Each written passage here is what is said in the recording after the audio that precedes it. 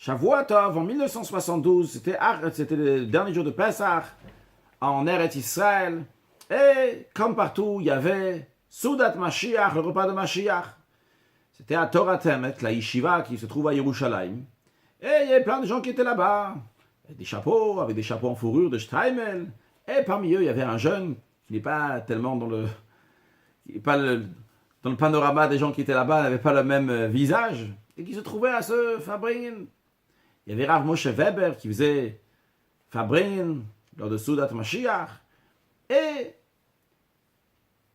c'est pas sûr si le jeune y comprenait tout. Jusqu'à qu'arrivait Rav Reuven Dunin, un Rav qui parle bien hébreu, clair.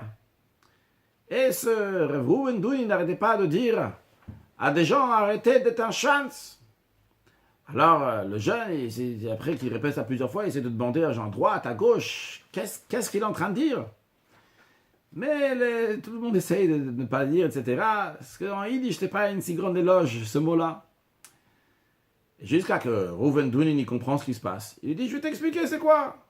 Est-ce que tu as déjà vu une queue d'un animal? Une queue, elle n'a pas, elle monte, elle descend, elle va à droite, elle va à gauche. Elle n'a pas vraiment de colonne vertébrale, c'est pas ce qu'elle veut. Alors c'est ça, il faut arrêter d'être ça, il faut arrêter de comme ça, une queue qui monte, qui descend, il faut avoir une colonne vertébrale, savoir qu'est-ce qu'on veut dans la vie. Et ce jeune, il a commencé à pleurer. Bon, les gens ils se sont dit peut-être parce qu'il a parlé comme ça brutalement. Bon. Après, une fois que Soudat Mashiach c'est fini, bien tard dans la nuit, bien ils ont dit qu'est-ce qui t'arrive, qu'est-ce qui se passe? Il dit je vais vous expliquer. Moi j'ai fait l'armée ici. Après je suis parti en Amérique. Et lorsque j'étais en Amérique, j'ai connu une Goya, en l'occurrence une noire. J'ai décidé de me marier avec elle. J'ai de la famille Chabad qui n'ont pas arrêté de me dire, ils essaient de me séparer. Et ils m'ont dit, tu sais quoi? Va demander au rabbi. Je suis pas si bête que ça. Si je vais aller chez le rabbi pour demander est-ce qu'il va me marier avec une non-juive, c'est sûr qu'il va me dire non. Alors je voulais pas y aller. Finalement, ils m'ont dit, tu sais quoi? Le rabbi distribue des matzot. Va recevoir une matzah. Juste recevoir une matzah. Il va pour recevoir une matzah. C'était la veille de Pessah. Et lorsqu'il passe, le rabbi dit, Pessah cacherait sa mère. Ce jeune-là, il raconte, il dit, moi j'avance. Et le rabbi me dit, où est-ce que tu habites?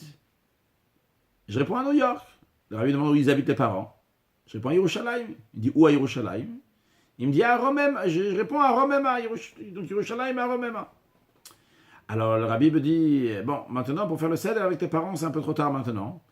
Mais pour la fin de la fête, va voir tes parents. Pour la fin de la fête, tu vas chez tes parents. Et vu Romema, c'est pas loin de Mea Shearim. Donc, au bout de Mea Shearim, là-bas, il y a Yeshiva de Torah Temet. Comme ça, tu pourras faire Soudat Mashiach là-bas. Le rabbi a donné de matzah aussi pour les parents. Nous, il sort de chez le rabbi, et la famille dit, ah, tu vas voyager? Il dit, quel voyage? Quel voyage? Je reste ici, j'ai pas l'intention de partir nulle part. Mais, ils l'ont dit pas du tout, le rabbi l'a dit, tu dois aller, etc. Hop, finalement, il a décidé de prendre l'avion.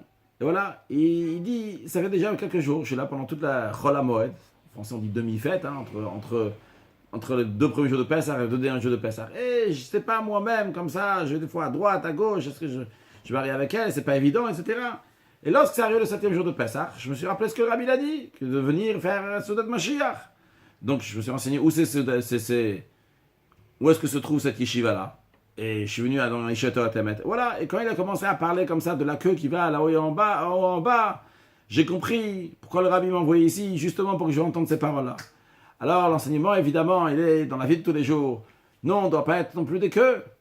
Lui, c'était pour une grande épreuve. Mais chacun de nous a ses épreuves. Il faut faire les idées claires. Savoir que notre attachement à Dieu n'a pas de compromis. Il faut s'attacher à Dieu de manière droite. Ça, c'est notre but dans la vie. D'étudier la Torah, d'accomplir des mitzvot, d'influencer d'autres juifs aussi à faire ces bonnes choses-là. Et par cela, on pourra accueillir Mashiach très prochainement. Excellente journée.